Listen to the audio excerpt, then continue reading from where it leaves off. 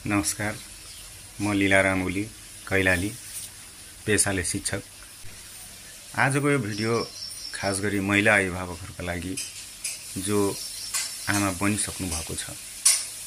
यदि हजुरहरूका छोराछोरी स्कुल कलेजमा पढ्दै हुनुहुन्छ अथवा सानै हुनुहुन्छ, हुर्काउन बाँकी छ, हुर्काउँदै हुनुहुन्छ भने यो भिडियो हजुरहरूको लागि उपयोगी हुन सक्छ। आमा दुईटा अक्षर मात्र मिलेर बनेको शब्द। आको अर्थ हुन्छ आत्मा, आत्मीय मान्छे। माको अर्थ हुन्छ माया, माया गर्ने मान्छे। छोराछोरीका लागि आमा नै पहिलो आत्मीय मान्छे हुन् र आफ्ना छोराछोरीलाई आफ्नो सास रहन्जेलसम्म खुलेर माया गर्ने मान्छे आमा हुन्। तर आमाले छोराछोरीलाई गर्ने माया छोराछोरीको भविष्य निर्माणसँग जोडिएको हुनुपर्छ, छोराछोरीको चरित्र निर्माणसँग जोडिएको हुनुपर्छ, छोराछोरीको सफलतासँग जोडिएको हुनुपर्दछ।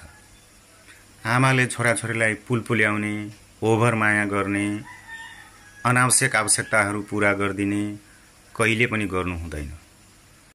आमा नै छोराछोरीको लागि पहिलो गुरुआमा हुन्। घर पहिलो स्कुलको गुरुआमा भइसकेपछि आमाले गुरुआमाको भूमिका निभाउन सक्नुपर्छ। गुरुआमा भनेको ज्ञान दिने मान्छे हो, असल संस्कार सिकाउने मान्छे हो।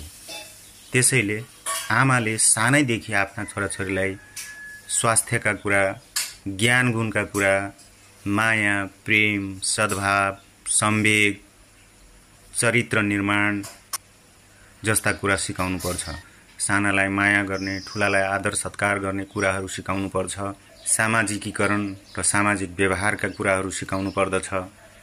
आफ्ना छोराछोरीलाई यसरी तालिम दिनुस् कि भविष्यमा हजुरहरूका सहारा बनुन्। हरेक आमाले आफ्नो छोराछोरीहरूको लागि समय छुट्याउनु पर्छ। हजुर दिनभरि जहाँ काम गर्नु, तर साँझ र बिहान थोरै भए पनि आफ्ना छोराछोरीको साथमा बस्दिनु।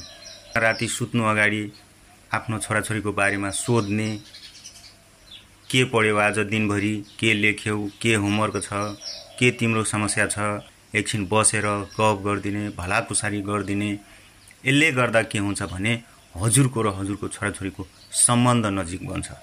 सम्बन्ध नजिक हुँदाखेरि के हुन्छ भने छोराछोरीले खुलेर आफ्ना पीडाहरू, आफ्ना मनका समस्याहरू, आफ्ना कुराहरू, आफ्ना आवश्यकताहरू, आफूले गरेका कामहरू, राम्रा वा नराम्रा जुनसुकै कामहरू हजुरलाई